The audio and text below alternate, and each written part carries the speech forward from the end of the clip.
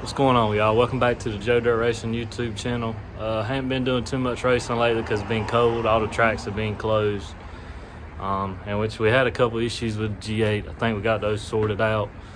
But today we got a 2008 Yukon. It's got a DOD lifter collapse in it, so we're going to delete DOD. We've got a BTR stage 2 truck cam to put in it. We're going to take out, do all new lifters, new oil pump, new timing chain, stuff like that, and get her back on the road. We're also going to install, he ordered some speed engineering and long tube headers, 1 3/4 inch, and off-road wide pipe that we're going to also put on. And I think he already has the muffler cut off of this thing, the factory muffler, so get a good idling video for y'all before it goes to the tuner. Y'all know pretty much that last video I did, the Gen 3, Gen 4 stuff, they ain't I mean, as far as tearing them down, there's no difference. They both tear down the same. I like doing these, which the last truck, we just done a kind of fast job like the customer wanted. We didn't pull the oil pan and put a new oil pump on because the customer didn't want to. But this guy, we're going to do everything. So these 2-wheel drive trucks are a lot nicer to get the oil pan dropped down to get to the oil pump. So we're doing everything on this one. Lifters, head gaskets, push rods, valve springs, cam, oil pump, timing chain, skipping the whole 9.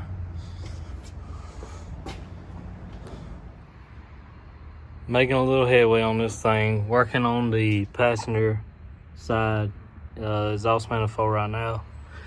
And this one will be easier because this customer is putting headers, so I can go on and get these out of the way. That last truck that I had posted a video of, we just slid the exhaust manifolds off just to pretty much unbolt them off the head and just got them off enough. Which they're not bad to work like that, but some of the head bolts you have to put like a pry bar on and slide it off. I've already got the driver's side off, and I just cut it right there behind the cat to the Y pipe. And like I said, this guy bought a speed engineering Y pipe, so it should bolt right up to the factory exhaust, and it done cut the stock muffler out like I was saying earlier. But we'll be able to drop this one out as soon as I get the passenger side exhaust manifold unbolted. Got both the exhaust manifolds off, about to pop the intake off. Just pulled the radiator and the fans out. One thing I did notice I probably should have waited and done. Should have left the power steering and alternator plugged up, or not plugged up, but hooked back on the head and the block, because it was kind of leaning on. I needed like one more hand. I needed 3 hands to be able to get the radiator out and mess past it. So that's one little tip that I've done backwards so far. Should have left that plugged up. It'd have been easier to get the radiator out, but it wasn't too bad. I just had to push it back and it came on out. And don't forget your transmission lines, 2 of your transmission lines after you unhook your radiator hoses from the water pump, and 2 little clips on your transmission line. I went to pull it out and was like, dang, something's holding it, and look, daggone transmission lines. Get to going too fast sometimes and forget stuff.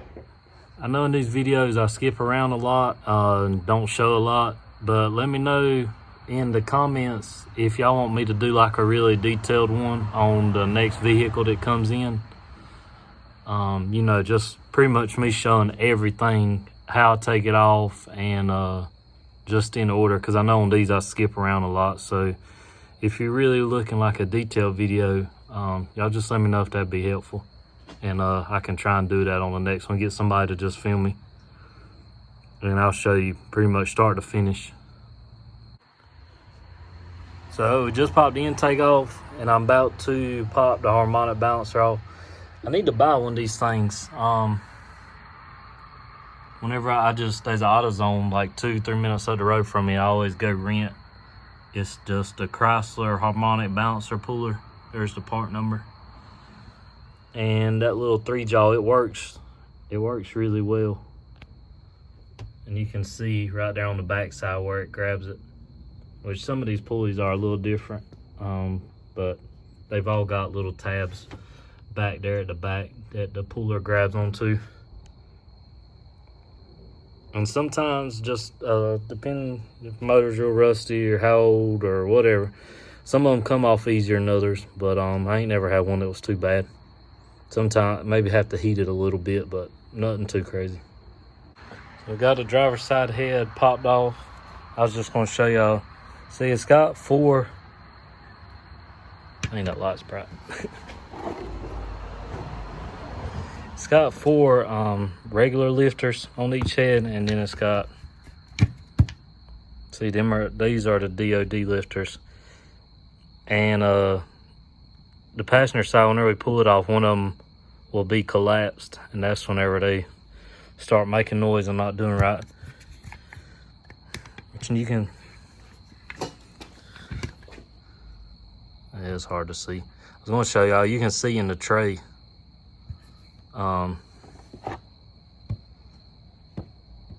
that tray, that side's like slotted for the lifter to ride up in. But we'll be replacing all this. 16 new, just regular LS7 style lifters like this, and new trays, and get the new springs, 560 lift B-high BTR springs in the heads. Got the passenger side head off, and you can see right there is our collapse lifter. It was on cylinder 6. So on the passenger side, your 2 middle, cylinder 4 and cylinder 6 has got your DOD, and on your driver's side, hole 1 and then hole 7 back there, it's got your DOD. They kind of stagger. But yep, that's right there. That's why it was making noise. And I've heard some people say you can put transmission fluid in it and sometimes get them unstuck or quit making noise. But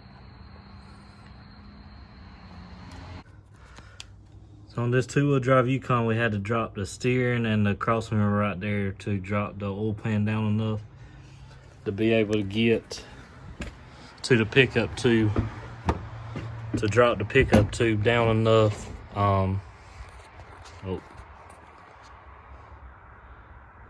To drop the pickup to slide the oil pump off.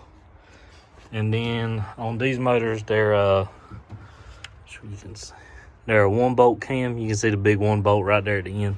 I just put the bolt in to help me start getting it slid back out.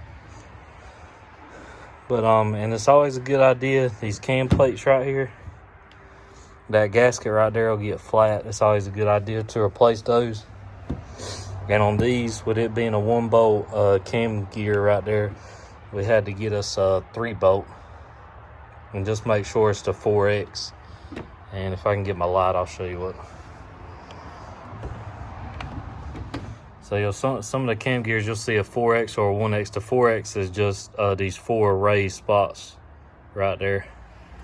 And I always do away with that plastic tensioner right there. Sorry about, I keep putting my daggone light in front of the camera.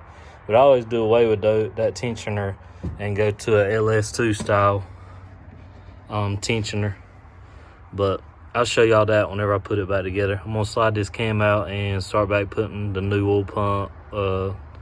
Well, I mean the oil pump be about the last thing, but the new cam in, new timing chain, new timing gear and all that stuff, and then the oil pump.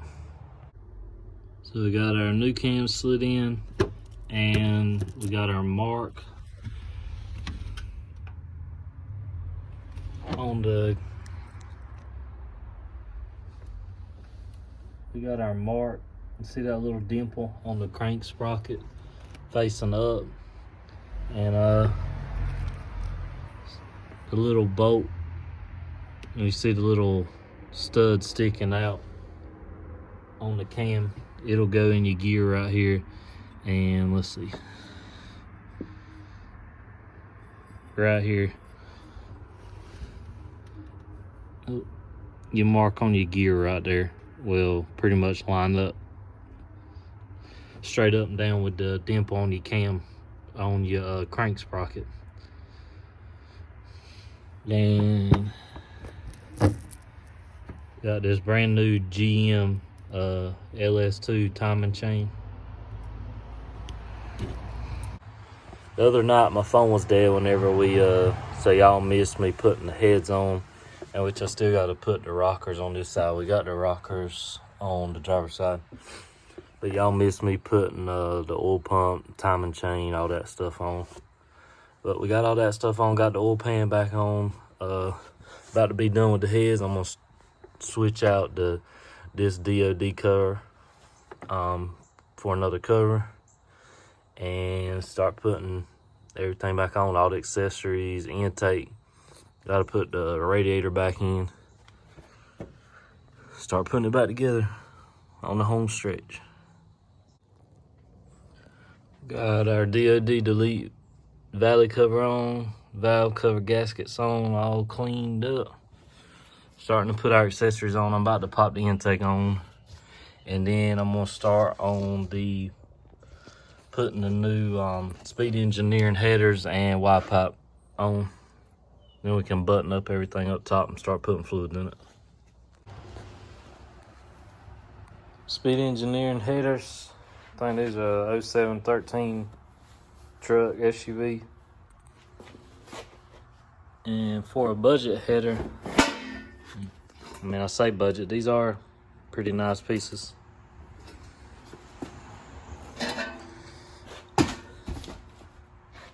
And then got a Y-pipe. There's your factory catback connection piece. Your Y-pipe and the clamps.